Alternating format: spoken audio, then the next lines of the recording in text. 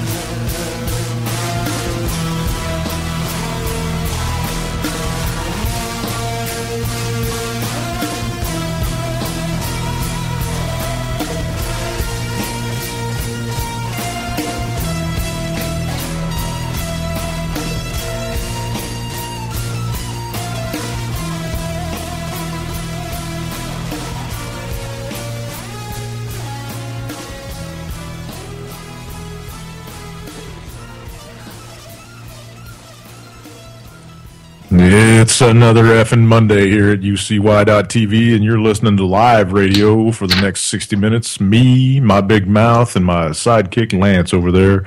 We are what you call Boiler Room Radio, and that's right here on UCY. Good evening, Lance. How are you? Good evening. I asked you how you were. Well, check this out. On the way home tonight, I went a different way. I went to Newport News and stopped off and picked up the dog, and I hung out over there a little bit. Good thing, because normally the route that I go home, there is a manhunt underway for two men who state police say shot two people in separate cars in Hampton, one on Interstate 64 and a second on Mallory Street, which is the exit I get off to go home. Maybe they were looking for you. The first call came into police around 3:20 from a female driver who was shot in Settlers Landing area, which is right outside of Hampton University. So two males in a gold-color Toyota Camry were shooting randomly at vehicles, and two people were hit. So they have the interstate shut down. I didn't know if I was going to make it here on time because I had to go a different way. But there's a manhunt underway. Holy shnikes. Got a link you can drop in the chat for everybody to go check that out? Yeah, actually I do. And hopefully they don't come by here. They'd be picking the wrong house if they came by here for sure, but... Oh, yeah, I've seen you. You sent me that picture of your drunk beer stance. You're deadly with a weapon, man. Hold my beer, watch this. That's right. Yeah, I just dropped that link so they can catch the story going to it. Nice. How's everything else out there? Speaking of people shooting and killing and, trying to drag the life out of everybody, how's Wall Street? I will. Smoke'em's Market Minute. We will dive into that right now. I know today. I hope it's 10 foot deep. It's dangerous if you dive in anything shallower than 10 foot.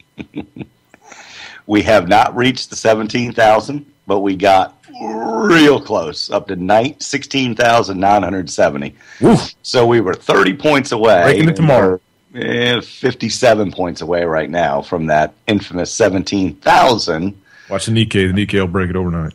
Yeah, we'll see. I'm curious to see what happens, when it really corrects, because now that 20% correction would put it, more than 12,000 at this point. Oof. So we're gonna see. We're gonna see. We were talking about a story right before we went on air about some gold shipment that showed up and it was fake gold. And I did find the story, and it actually wasn't. Holy shnikes! There's fake gold out there, people. Oh my God!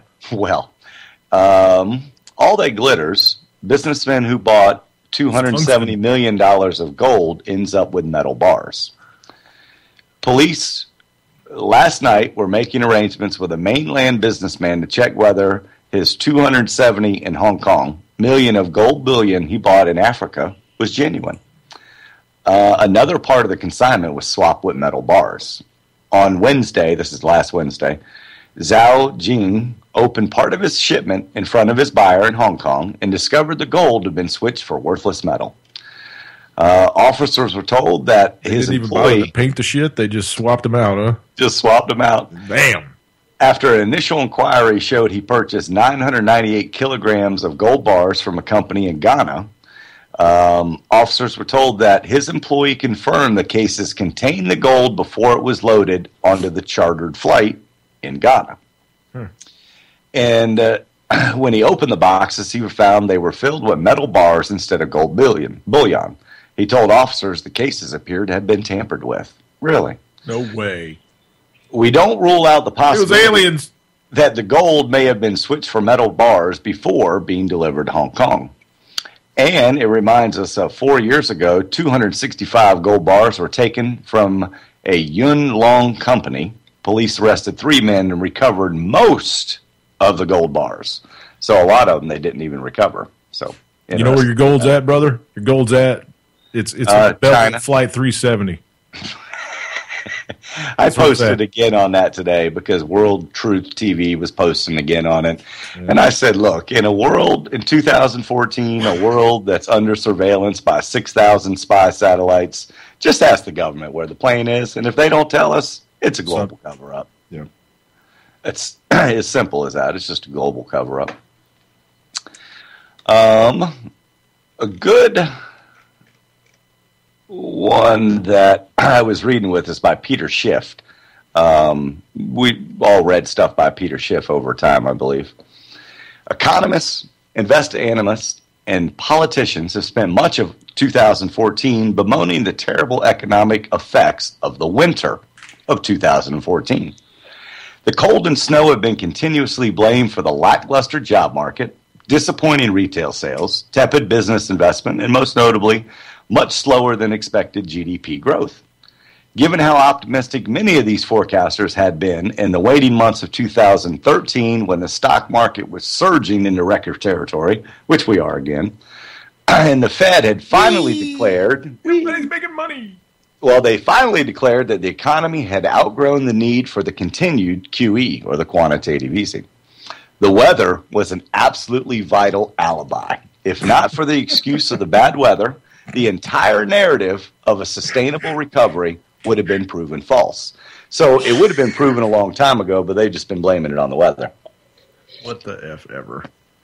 According to Rutgers University's Global Snow Lab, the winter of 2014 was one of 18 winters in which North America experienced demonstrably, say that right? Demonstrably. Above the trend line. Snow accumulation since 1967. But there were at least 8 winters in that time period that had more snow than last year or this year. Well, and I'll bet we were walking through that shit to go to school when we were kids, because I remember it. Big bunch of pussies in this country right now.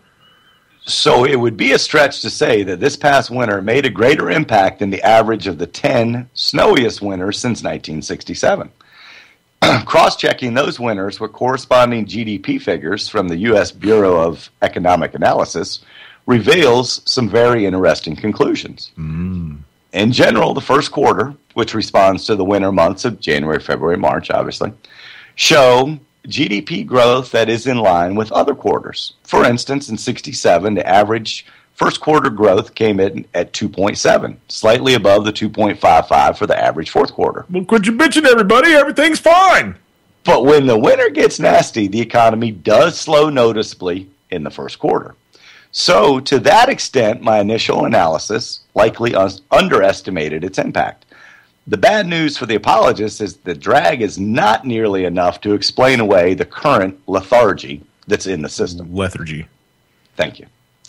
But the negative 1% growth is almost 4 points. Oh, I'm sorry. There was a negative 0.5% average for the GDP growth in 2014. Mm-hmm. This is important because the economy tends to develop in waves that occur outside of weather cycles. So based on this, we can conclude that the snow of this year likely shaved 2 percentage points from the first quarter GDP growth. So that's why there was none. An analysis of bad winters also reveals a clear tendency for the economy to bounce back strongly in the following quarter. And we're already, we're 3 weeks away, 2.5 weeks away from the second quarter ending. And I don't think we're going to find the numbers that match up with the other ones that we've had. Wow. But even if the growth picks up in the second quarter to 4%, my guess is that most analysts will herald the news as confirmation 4%. That the economy is back on track. And discussion of the weather will disappear. But wait till we get the rainfall and the big storms and everything else, and then they'll have something else to blame it on. So, yeah, the winter was bad. They're not even thinking about Staples closing their stores and Walmart dropping 2%, 2.3%. They're not. First year, yep. Well, and I got another story on that, too. Okay. So, yeah, the winter was bad, and yes, it had an effect, but it was not likely the driving force of the first quarter slowdown and its effects should be very confined. It was global warming! But, unfortunately, they can't get away with using the weather forever. And if they keep manipulating it, they can. Well, they're closing that one now. Back in April, when McDonald's... There's 9 other ones. That's true. Back in April, when McDonald's reported its 5th consecutive decline in U.S. comparable store sales, the longest in decades, maybe ever, the excuses came fast and furious. The U.S. has been difficult for them.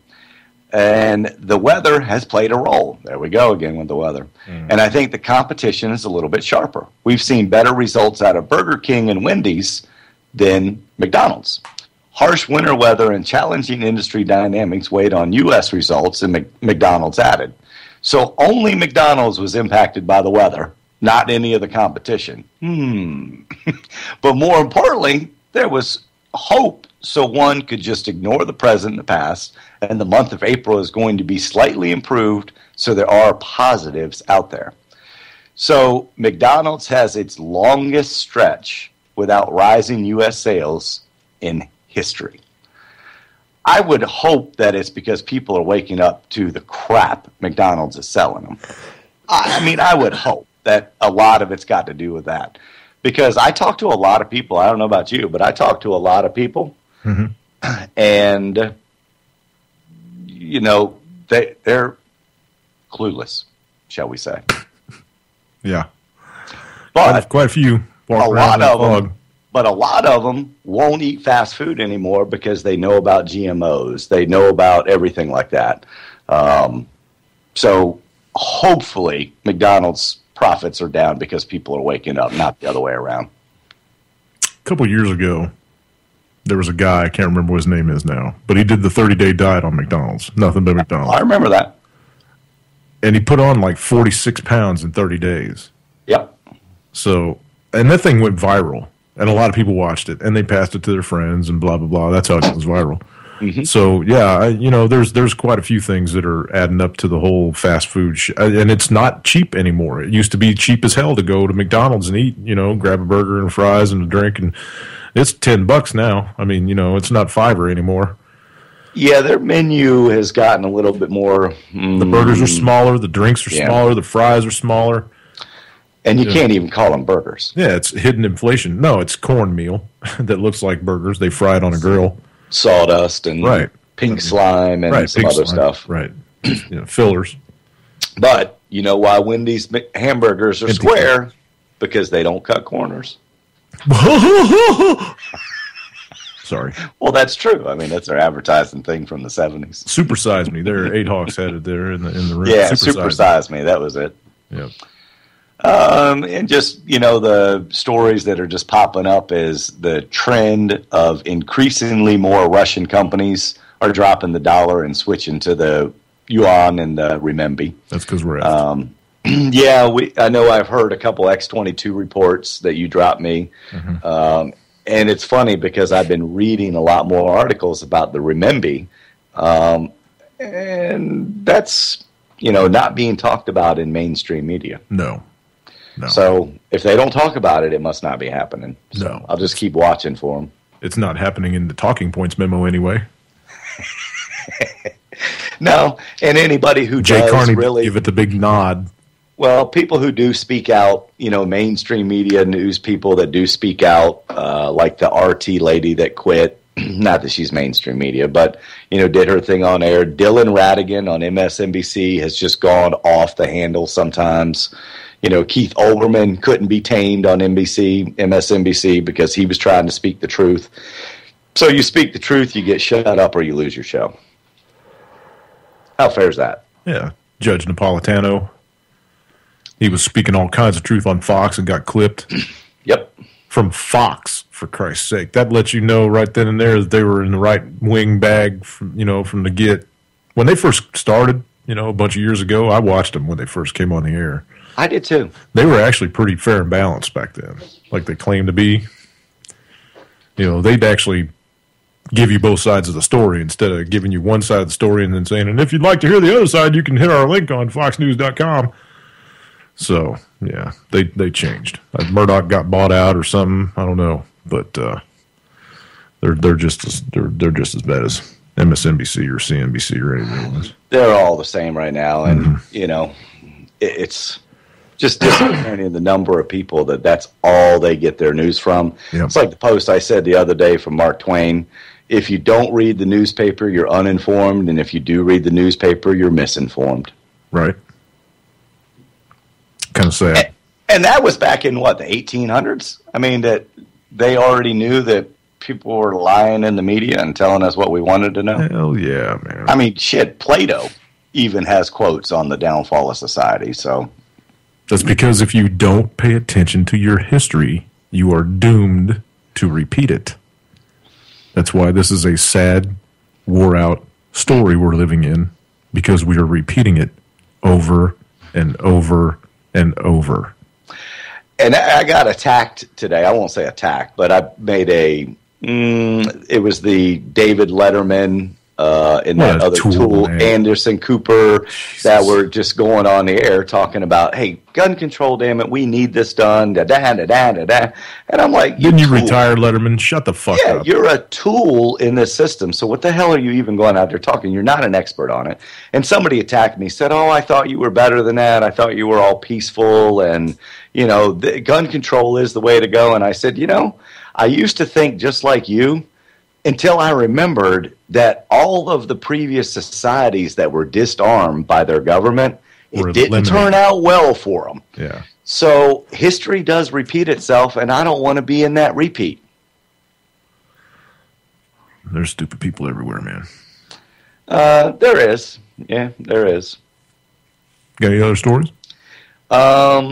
Just a good one on about all the war gear that's flowing to the police departments that I'll go into in a little bit. We'll go into later in the show if we have time. All right. And I also have about a dozen really good where did sayings come from. You remember when I did do those little pieces? Right on. I've got a really good one on stuff that we say every day that we have no idea the origin of it. I will share some of that knowledge with you tonight. Nice. All right. It's Monday. There is a hyper report on the web, so we're going to click on that. And can you read the final quote at the end? I will. Because, okay, good. It was a good one. It was a good one. 2 minutes, 21 seconds. Go, Scott. Hello, this is Scott, and this is the Hyper Report. Here are the quotes for various items. First, 40,000 tons? Russia is continuing to dump T-bonds through Euroclear and Belgium to acquire physical gold. So if Jim Willie is to be believed, between China and Russia, they have accumulated over 40,000 tons of gold reserves. Next, going global. As expected, when it was discovered that there is rehypothecation in China, Western banks are scrambling to put up a false facade that everything is all right. Yes, they can throw paper and electronic pixels at the market. However, in the end, where's all that rehypothecated gold, silver, aluminum, copper, and other commodities? Perhaps the same place where one sees flying pigs and dancing unicorns? Next, giant sucking sound. The fight between the U.S. and Russia is now eating away U.S. bank deposits. Since March, deposits by Russians and U.S. banks have suddenly plunged from $21.6 billion to $8.4 billion. They yanked out 61% of their deposits in just 1 month. They learned their lessons in Cyprus the hard way. Get your money out while you still can before it gets confiscated. Next, Obama's military problem. The possibly illegal prisoner swap for 5 terrorists is now having repercussions on Obama. Forget what politicians are saying about the prisoner swap. Active duty members in the U.S. military who were relatively quiet before are now openly bad-mouthing the liar and charlatan. No wonder Obama needs a well-armed IRS, DHS, and Postal Service. Yep. Next, Death and Decay. If a picture's worth 1,000 words, then the photos of the transformation of Detroit from 2009 to today is heartbreaking. 2009 shows pictures of relatively nice houses, while today we see empty lots or what looks like a fire-bombed hellhole. Next, Hillary. In her first likely act in running for president in 2016, Hillary Clinton plans to explain her head injury caused concussion and eventual blood clot. Will we hear she was running to catch that 3 a.m. phone call regarding the Benghazi attack but tripped over Bill with a prostitute? Or was it her narrowly being hit by that flying house? That's funny. Next, coincidence? Shows like The Simpsons have been displaying June 22nd, 2014 in them. Many who have seen The Simpsons air the dates for both 9/11 and the Boston bombing are concerned. Just great. Now I won't be able to enjoy my birthday without someone saying there's going to be a terrorist attack? Finally, please prepare now for the escalating economic and social unrest. Good day. And here's the quote. I've got 2 daughters, 9 years old and 6 years old. I'm going to teach them first of all about values and morals. Barack Obama. And that would have been in 2008 or 9 whenever he took office. Wah, wah. You're going to teach them how to spend $1.5 million in one single night in your trip to Bahrain? Mm-hmm. $1.5 million bill at the hotel for one night. I don't even complain about that because every president in history has had exorbitant travel expenses, and they all have. I mean, they all have. It's just ridiculous, man. I do have one thing to add into the Hyper Report, which I haven't quite figured out, and it was on that Bo Bergdahl prisoner swap thing, and we really haven't talked about it on our show. You don't know if you talked about it Saturday or Jules talks about it in the morning or et cetera. But we've never really talked about it, and I haven't figured it out. I mean, I really haven't quite figured out this one. But I thought that all these people, I mean, the reason that this story now is coming out is they were under gag orders, and they're violating their gag orders to come out and tell this story. I thought I had read that somewhere. To tell the Bo Bergdahl story being a defector? Yes. Because Michael Hastings was also getting ready to out that story too. That was one of his things that he was investigating before he was killed. Same with the Boston because bombing. He had some people telling him inside dirt on Bo Bergdahl. These same guys that are coming out 6 hours after he left his post, they were taking hits on hidden places on little outposts that they had around their main base that no one knew about, and all of a sudden they were taking incoming fire to those little hidden places within 6 hours of Bo leaving his post. Yeah, but I mean, I haven't quite figured it out. I mean, I can't figure out how Bo still got his head on his shoulders, because I thought when the Taliban took somebody into custody, they cut their fucking head off. I can't either, unless he's a plant or something. It just doesn't. It's not adding up. I mean, it's not passing the sniff test for sure. No. But we're getting down a rabbit hole right now. So yeah, just as more comes out on it, we'll get back to that for sure. Mm-hmm. All right, we're going to go over here and hit. This is a long Manarino, 9 minutes and 50 seconds. We'll see if he starts repeating himself and cut it off after 5 or 6 minutes. Yeah. But it says very important stock market update: gold, silver, fiat currency. Well, he's going to talk about us being 20-something points away from 17,000. Hi, everybody. It's me, Gregory Manarino. Right today. It is Monday, June 9th, 2014. Look at him. Click it on your head. All right, people. So what's going on here? I think from today's market action, there's a lot of indecision here in the markets. It is clear, at least at this point, in my opinion, once again, that the market is just at stupid valuations and continues to move further and further away from the fundamentals that support it. Now, if we were to look back on historical norms, it seems like a June swoon is still in the cards here, and it looks more evident to me, especially after today. Again, we saw nothing major go on here. The market is searching for direction, and that says a lot. There's a lot of indecision. There's a lot of money out there. a lot of cash out there that people might be looking to take off the table in the event that the market starts to pull back. If that does occur, we may see sustained selling there. And it could be rapid at first. So we need to be very cautious here. We also saw volatility start to tick up today. I had thought that might happen. I was way early. There's no doubt about it on my last call on volatility. But, you know, that happens from time to time. It's difficult to really gauge the timing here, with pinpoint accuracy. But that's fine. Again, all this presents us is further opportunity. So, just for those of you out there that are traders and have asked me, it really doesn't matter in the grand scheme of things. If you make a bad trade, just look at it, if you still believe in it, obviously, as an opportunity down the line to get in at a better price on either side, whether you're going long or short. Very simple. It's not easy, though. I understand that, believe me, to keep the mindset going here. But this is the game. This is the game of trading.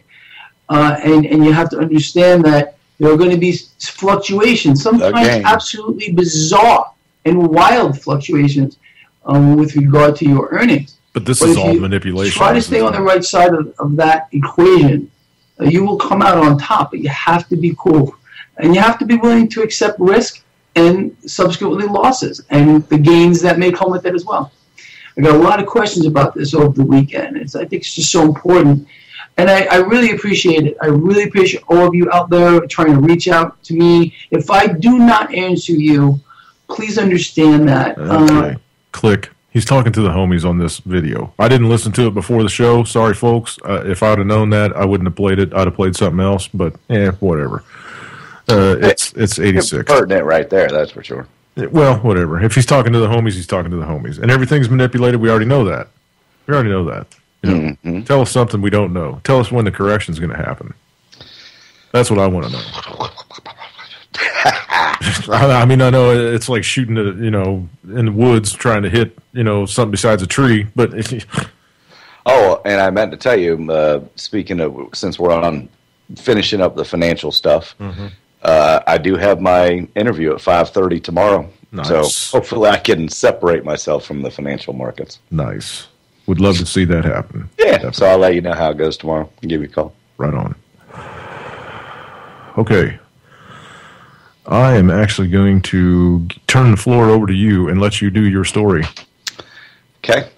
And then after that, we'll go into my little thing, and we'll see if that's going to lead into a Wednesday. All right. And it should. It's pretty important. Concerning enough, where it should. Yep. This article came out June 8th, so it would have been yesterday. Inside the municipal garage of this small lakefront city, which is Neenah, Wisconsin, Neenah, Wisconsin, parked next to the hefty orange snowplow, sits an even larger truck, this one painted in desert khaki. Weighing 30 tons and built to withstand landmines, the armored combat vehicle is one of hundreds showing up across the country in the police departments, big and small. The 9-foot-tall armored truck was intended for an overseas battlefield. But as President Obama ushers in the end of what he called America's long season of war, the former tools of combat, M16 rifles, grenade launchers, silencers, and more, are ending up in local police departments, often with very little public notice. During the Obama administration, according to Pentagon data, police departments have received tens of thousands of machine guns, nearly 200,000 ammunition magazines, thousands of pieces of camouflage and night vision equipment, and hundreds of silencers, armored cars, and aircraft. The equipment has been added to the armories of police departments that already look and act like military units. Police SWAT teams are now deployed tens of thousands of times each year, increasingly for routine jobs, as we've seen a lot. Masked, heavily armed police officers in Louisiana raided a nightclub in 2006 as part of a liquor inspection. In Florida in 2010, officers in SWAT gear and with guns drawn carried out raids on barbershops that mostly led only to charges of barbering without a license. There have been, as the nation wars abroad wind down, many of the surplus tools of combat have ended up in the hands of law enforcement. Total blows are the minimum number of pieces acquired since 2006. MRAPs, 432, have been delivered. Other armored vehicles, including cars and trucks or M113s, stuff like that, 435. 44,900 night vision pieces, 533 aircraft, planes, and helicopters, and then almost 200,000 rounds of magazines, but interestingly enough, no ammunition. They already got that. DHS gave it to them. When they bought $2 billion. Mm-hmm. When the military's MRAP trucks began arriving in large numbers last year, Neenah and places like it were plunged into the middle of a debate over whether the post-9/11 era had obscured the lines between soldier and police officer. Duh. It just seems like ramping up a police department for a problem we don't have. That's what it seems like they're doing.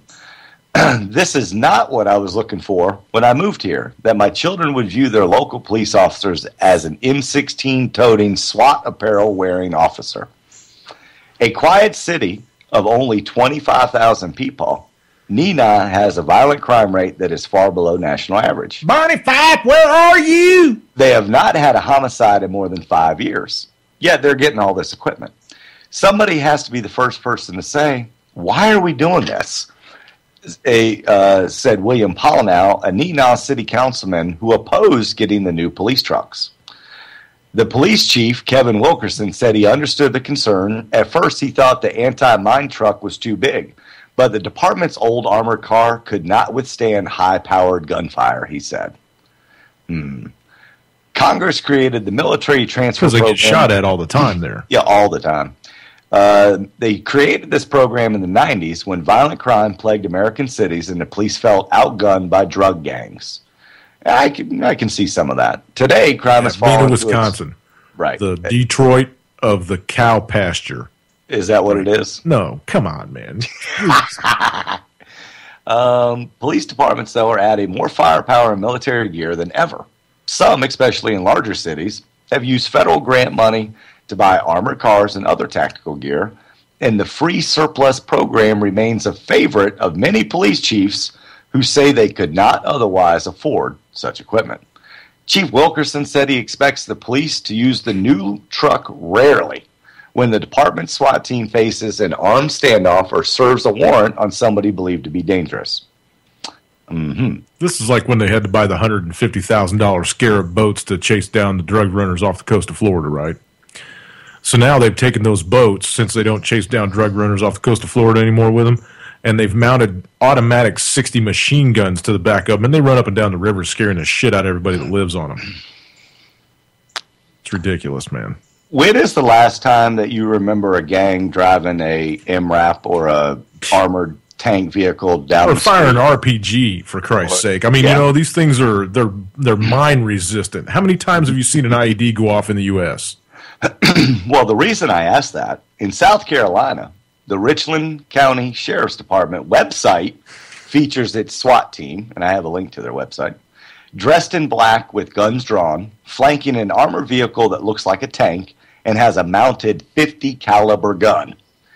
Captain Chris Cowan, a department spokesman, said the vehicle allows the department to stay in step with the criminals who are arming themselves more heavily every day. They all got Ma Deuces. Yeah, that's the Crips' new thing. They got them in there, tucked in their waistbands. You jackasses. He said police officers have taken it to schools and community events where it's always been a conversation starter. Not everyone agrees. Here's the conversation. Did we pay for that? Yeah, exactly. Not everyone agrees that there is a need for such vehicles, the police chief in South Bend, Indiana, said. He decided not to request MRAPs for his city. I go to schools, but I bring green eggs and ham. Ding! Zing! He got him, that one. The Pentagon program does not push equipment on the local departments. I pet goat. Yeah, right. Two. The the pace of transfers depends on how much unneeded equipment the military has and how much the police request. Equipment that goes unclaimed typically is destroyed. So police chiefs say their choice is often easy. Ask for free equipment that would otherwise be scrapped, or look for money in their budgets to prepare for an unlikely scenario. And I get that part of it, but, you know. A little bit more to the story, but it just kind of, you know, hits on home on the numbers that I just said earlier. But now, when you call a squad car and they show up to your house, it's not here, so don't think I'm speaking here. But like, let's say Chicago, Detroit. Well, Detroit, the cops don't show up, so I guess you're on your own there. But like Philly, Indy, when the guy gets out of the squad car, he looks like he just stepped out of Fallujah. You know, they got the body armor on, they got the M16 slung across their chest. Well, you know, M4, whatever the hell it is. They're not. The cops in this town don't, you know, but I hardly ever see them. I don't go to town unless I have to. But the cops in this town don't even wear bulletproof vests. So that tells you what kind of town this is. But in the big cities, it's just ridiculous, man. You see the memes on Facebook all the time. You know, they showed up at this house for a no-knock raid or whatever, and there's 30 guys standing around that look like a couple of squads out of Iraq. You're right, and that's what this website is. Oh, listen to this. This is very interesting. At the Neenah City Council, Mr. Polnow, who's on the board, is pushing for a requirement that the council vote on all equipment transfers. When he asks about the need for military equipment, his answer is always the same. It protects police officers. Who's going to be against that? You're against the police coming home safe at night? But you can always present a worst-case scenario, and you use that as a framework to get anything you want. I'm against them throwing flashbangs into babies' cribs. I'm against them no-knocking the wrong address and killing innocent people and getting away with it. I'm against them shooting dogs. I'm against them shooting innocent people. I'm against them shooting 80-plus-year-olds for grabbing for a cane out of the back of their truck. I'm against them shooting 90-plus-year-olds just for whatever. You know what I mean? Because they can. Or answering calls from parents that call in their kids because their kids are off their meds and need help. And they kill the child. Yeah. You know, and we haven't really... What was that one quote? We don't have time for this? Didn't that one sergeant... They were trying to take the kid into custody, and he said, "We don't have time for this," and he shot him. Time for this, and he killed him. Yeah, him. But I'm going to bring this up, and we have not spoken about it because it happened, I believe, after we went off air Friday, and we haven't been on. And it's that Las Vegas shooting at the Walmart, where the two people walked up to two police officers in a restaurant and shot them dead point blank. Yeah. That's not the answer. That's not the freaking answer. You know, to police brutality problems and everything else, because all that does is set us back. Had a suicide pact, so then they go into the Walmart and kill a couple of innocent people, or one, and then go to the back of the store, shoot a couple more, and then kill themselves. What was interesting enough in that is that a private citizen who has a concealed carry did confront the husband, pulled a gun on him, but then he didn't know that the wife was right behind the husband. And then the wife shot the guy, the private citizen, trying to do a good deed. Right. And he did die, from what I understand. But that's the reason that they killed themselves. Right. But it's interesting enough that further in that article, and I think I posted it to you, it said that the SWAT team, who was already on a call in the area, responded within 37 seconds. Yeah. So where were they going? And then what happened to that emergency where they were going? Yeah. Hello? Because they needed a SWAT team for it. False flag. Is the guy still locked in his basement with a shotgun? The whole thing just stinks to high heaven. When I read that the SWAT team, who was already in the area on the way to another call. Yeah. So, I mean, that's the first we've spoken of it. Makes you wonder if those two cops were a couple of do-gooder cops that got executed at the Dunkin' Donuts or wherever the hell they were. Yeah. Makes you wonder who they were. We ought to dig into the background on those two officers when they finally reached. I think they were random. I mean, these guys sound like His husband and wife team. What was this, like Bonnie and Clyde 2014? And the media is portraying him as white supremacist who said this is the start of the revolution, etc. And it's all bullshit. I mean, it's, that's a plant. If the mainstream media is talking about it, it's a plant.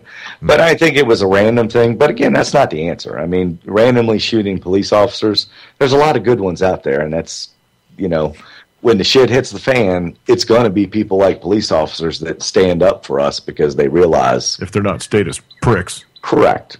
Most of them are. We hope, National Guard, Oath Keepers like yourself, et cetera, et cetera. All right. 20 minutes. That's it. Yep. Yeah, we should be able to dig into yours. Yeah, it's actually, I don't know. We'll see. We'll see how this pans out. It might be a dud. I thought it was something, but it might be a dud. We'll see. We'll see how the room reacts. A couple days ago, this story dropped.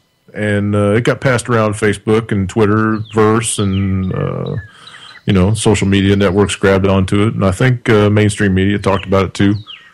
But this is the story out of Tokyo. Japanese government has not declared about 640 kilos of unused plutonium in its annual report for the International Atomic Energy Agency, the IAEA. In 2012 and 2013, an amount enough to make 80 nuclear weapons, local media reported on Saturday.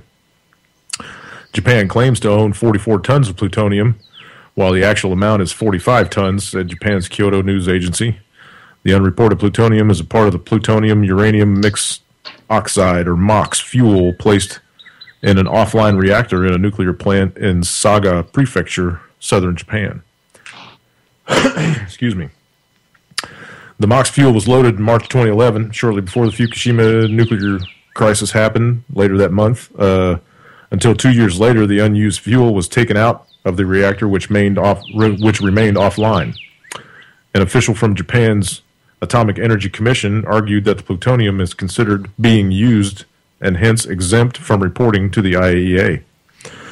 But plenty of experts, both abroad and at home, criticize the action of the Japanese government for failing to recognize the seriousness of the problem. From the safeguards point of view, this material is still unirradiated, fresh MOX fuel, regardless of its location. Thus, the unreported plutonium could be diverted to as many as 80 nuclear bombs. Mm-hmm. Japan keeps the largest number of plutonium among non-nuclear nations. The country uses it for power generation in the past, but after the 2011 disaster at Fukushima, Japan's nuclear reactors remain idle. Big amounts of plutonium are causing regional worries over Japan's motives, as well as global concerns over the security of the nuclear fuel reserves. Now, that's the story that dropped 2 days ago. This story that I'm getting ready to report was dropped on April 9th of this year. A while ago. Mm-hmm. Japan, this is the headline. Japan pushes plan to stockpile plutonium despite proliferation risks. Just weeks after Japan agreed to give up a nuclear cache of weapons-grade plutonium, the country is set to push ahead with a program that would produce new stockpiles of the material, creating a proliferation risk for decades to come. Though that additional plutonium would not be the grade that is most desirable for bombs and is therefore less of a threat, it could, in knowledgeable hands and with some work and time, be used to make weapons. The newly created stockpiles would add to tons of other plutonium already being stored in Japan. The government made a big deal out of returning several hundred kilos of plutonium, but it brushes over the fact that Japan has so much more. Said Sumio Mibuachi, opposition lawmaker who served as advisor to the government in the early days of the Fukushima disaster. He said it is hypocritical. Plutonium staying in Japan would be used for nuclear recycling programs that has become one of the most contentious parts of the nation's first comprehensive energy plan since the Fukushima nuclear disaster. The plan is expected to be approved by the cabinet as early as Friday. The recycling program, which seeks to separate plutonium from used nuclear fuel so it can be reused to power reactors, is seen by supporters as a way of ensuring resource-poor Japan for energy independence. The program has helped delay the energy plan's approval, with even some members of the government party worried about its cost by criticism from proliferation experts at home and abroad. Let's see. It just keeps going on here. This is a long-ass story. But needless to say, they planned to pilfer this plutonium. So this unreported plutonium, this 640 kilos, 1 ton of plutonium, they knew that they were going to hide it from the IAEA. Now they've been caught hiding it from the IAEA, and I wonder what's going to come of it. 80 nuclear weapons worth. And they have this recycling program. So even though it's MOX fuel, they have the technology there and the machinery there to purify it down to plutonium cores. Lance, any comment? No. I mean, it all seems on the up and up to me. I can always seems count totally on you, legit. brother. Yeah, it seems totally legit to me. Aren't they? Is it China and Vietnam that are at war, or not war, but pissed off at each other? Or isn't Japan pissed off at somebody right now? Don't they have territorial disputes going on also? All three of them, actually. Yeah, Japan and China are fighting over some islands in the Japanese Sea, and Vietnam and China are fighting over the position of some of China's oil rigs being too close to their fishing grounds. Well, it would be a good deterrent if they were able to build that. So 80 nuclear weapons? Well, like I said, it'd be a good deterrent, but you got to wonder what the real motive is behind all this. I wonder if there's silos over there, or if all the nuclear weapons that they have there are U.S. Weapons, and they're loaded on B-52s, or because I know we got Air Force bases over there and shit. Yeah, and it's interesting enough that we've. Are they I know they're a nuclear nation because they have nuclear power, but do they? Not nuclear weapons. Have nuclear weapons? Apparently not, and that's what I was gathering from the article. The way you were reading it. They have the nuclear power plants. Obviously, they have one of the safest ones in the world there. It's like the Titanic, unsinkable. So it's the people that have come out talking or trying to debunk Fukushima is about as laughable as what they're doing right now. I just kind of been perusing down through this while you were talking, and here's a little. Here's a paragraph. Japan's intent to grow its plutonium inventory is also becoming a new irritant in Tokyo's relations with its Asian neighbors. Ding, ding, ding, ding, ding. Told you. Threatening to further destabilize a region already mired in disputes over territory and wartime history. This month, China accused Japan of stockpiling plutonium and uranium far exceeding its normal needs. That's a quote. The implication is that Japan wants to retain the plutonium in case it decides to pursue its own nuclear weapons program. So evidently they don't have one yet, but are thinking about dipping into it. I don't think they got enough time to develop one. Yeah. I mean, we've got, the B-2 bombers that are in England for the very first time in history. We've got the Stratos fortresses or whatever they call them. The B-52s over there now on exercises. They've got, 44,000 NATO troops, 5 countries doing the biggest war games over there near Russia. There's something's going on. I don't think Japan's got long enough to before Fukushima kills them all.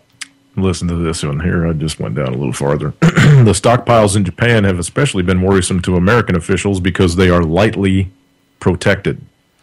Until recently, the Rokasho reprocessing plant, where much of the plutonium is stored and where new plutonium will be extracted from spent fuel, was protected by unarmed guards since civilians cannot carry firearms under Japanese law. Armed policemen are now stationed at the front of the plant for backup, but foreign nuclear proliferation experts worry the lightly armed guards will not be a much match for terrorists. So they got a couple of squad cars out front for backup just in case they're needed. Well, no, I mean, the terrorists, they won't have guns either. I mean, they know the rules that... Listen to this. Civilians can't have guns. People working at the plant, meanwhile, do not, I repeat, do not, undergo criminal or terrorist background checks, according to officials at the plant. Though there are plans to begin doing some vetting of employees' backgrounds, the plant has not yet begun extracting new plutonium while it awaits final regulatory approval, but the energy plan is expected to create more pressure for a swift start. So they don't even vet these people that are working there, going to extract plutonium from MOX fuel. Man, we need to be in charge of protecting that place. Yeah. Sound like they need some freedom bombs over there? Yeah, man, they need some freedom over there. Sounds like a place needing protecting. That's scary. And then we can sneak some of it out and then do a dirty bomb over here and then blame it on them or blame it on somebody else. Because something's got to happen. I mean, there's a catalyst just waiting of another mass casualty like 9/11. It's got to happen for them to get the ball in motion for everything. It's got to. It's got to. To get us into Syria, get us into Libya. You know, Egypt's president just got reelected. The military chief just got elected to a 4-year term. So, shit's going down. Worldwide. I'm going to go ahead and drop these articles in the chat. I don't know. I guess it kind of petered out. I thought it was going to be a little bit bigger of a get back on the story, but... Well, it's something we can talk about on Wednesday, too. Yeah, I reckon. Because you don't allow call-ins on Monday and Friday anyway. Yeah, I was just, kind of hitting some stories. Here's another one, actually, since we still got 10 minutes left. Well, I got those sayings, too. Don't forget that. All right. Well, I'll run through this really, really quick. Actually, I did drop this one to Mike Hammy, so I don't know if they'll be talking about it tomorrow night or not on their show, but gun-mounted flashlights may be intending to help police clarify murky situations, but they are increasingly being connected to accidental shootings, according to a new report by the Denver Post. Following an investigation into the issue, one that proved difficult because of the lack of official record keeping, the newspaper discovered that over the last 9 years, there have been at least 5 shootings across the United States at the hands of police officers using gun-mounted flashlights. 2 of the victims were officers. As a result of the risk posed by these flashlights, whose switches are often located just below the gun's trigger guard, police stations are getting to look into the feature more critically, with some outright banning its use. In Colorado alone, 2 officers accidentally discharged their guns last year, leading the Denver Police Department to prohibit the use of flashlight switches near the triggers. You can't just point guns at people because you have a flashlight, Steve James, a retired police chief, said, who now trains police forces abroad, told the Denver Post. I've seen officers use flashlight-mounted gun to help a person search their wallet for a driver's license. I've literally seen that on traffic stops. So the cat pulls his gun out with a flashlight on it so you can look through the chick's purse, right? And he's pointing the gun all over. Yeah, okay. Stupid. Specifically, the newspaper found the first flashlight-related gun discharge in Denver occurred in 2013 when an officer searching a homeless camp tried to turn his light on, and he opened a tent, but instead he hit the trigger and released a bullet. Fortunately, the tent was empty, and no one was injured. Other incidents, however, resulted in fatalities. One officer in Plano, Texas, named Ronnie Flanagan, routinely took safety training courses, was well known for his shooting accuracy, and had a spotless track record up until 2010, but even that didn't stop him from accidentally pulling the trigger when he meant to turn on his tactical flashlight. Flanagan was attempting to shine the light into a suspect drug dealer, but instead mistakenly discharged his gun and killed Michael Alcala, whose 2-year-old son was left without a father as a result. Flanagan himself experienced much guilt over the incident, stating in a disposition that accidents would occur going forward, that more accidents would occur going forward. So I'm going to go ahead and cut this off because I know you want to get to your things, but this, I mean... Oh, no, you can keep going on it if you want. No, it's cool. I mean, you get the gist of it, right? These guys got flashlights mounted on their weapons, and they got triggers that they squeeze. And evidently they're, mistaking the trigger for the switch for their flashlight. I mean, it's unreal. But anyway, I'll drop that in the chat for anybody, and I'm pretty sure Hammy's probably going to cover that tomorrow on his show. I don't know. He might not. I dropped it to him today, though. Go ahead. You can. They used to use urine to tan animal skins. So families used to all pee in a pot, and then once a day it was taken and sold to the tannery. If you had to do this to survive, you were piss poor. But worse than that were the really poor folk who couldn't even afford to buy a pot. They didn't have a pot to piss in, and were the lowest of the low. The next time you're washing your hands and complain because the water temperature isn't just how you like it, think about how things used to be, and here are some facts from the 1500s. Most people got married in June because they took their yearly bath in May, and they still smelled pretty good by June. However, since they were starting to smell, brides carried a bouquet of flowers to hide the body odor, hence the custom today of carrying a bouquet when you get married. Baths consisted of a big tub filled with hot water. The man of the house had the privilege of a nice clean water, then all the other sons and men, then the women, and finally the children. Last of all, the babies. By then the water was so dirty you could actually lose someone in it, hence the saying, don't throw the baby out with the bathwater. Houses had thatched roofs, thick straw piled high with no wood underneath. It was the only place for animals to get warm, so all the cats and other animals, mice, bugs, lived in the roof. When it rained, it became slippery, and sometimes the animals would slip and fall off the roof, hence the saying, raining cats and dogs. It's raining cats and dogs. There was nothing to stop things from falling into the house. This posed a real problem in the bedroom, where bugs and other droppings could mess up your nice clean bed. Hence, a bed with big post and a sheet hung over the top afforded some protection, and that's how the canopy bed. Yep. Yeah. The floor was dirt. Only the wealthy had something other than dirt, hence the saying, dirt poor. The wealthy had slate floors that would get slippery in the winter when wet, so they spread thresh, which is straw, on the floor to keep their footing. As the winter wore on, they added more thresh until, when you opened the door, it would all start slipping outside. A piece of wood was placed in the entranceway, hence the threshold. In those days, they cooked in the kitchen with a big kettle that always hung over the fire. Every day, they lit the fire and added things to the pot. They ate mostly vegetables and did not get much meat. They would eat the stew for dinner, leaving leftovers in the pot to get cold overnight and then start over the next day. Sometimes stew had food in it that had been in there quite a while, hence the rhyme, peas porridge hot, peas porridge cold, peas porridge in the pot 9 days old.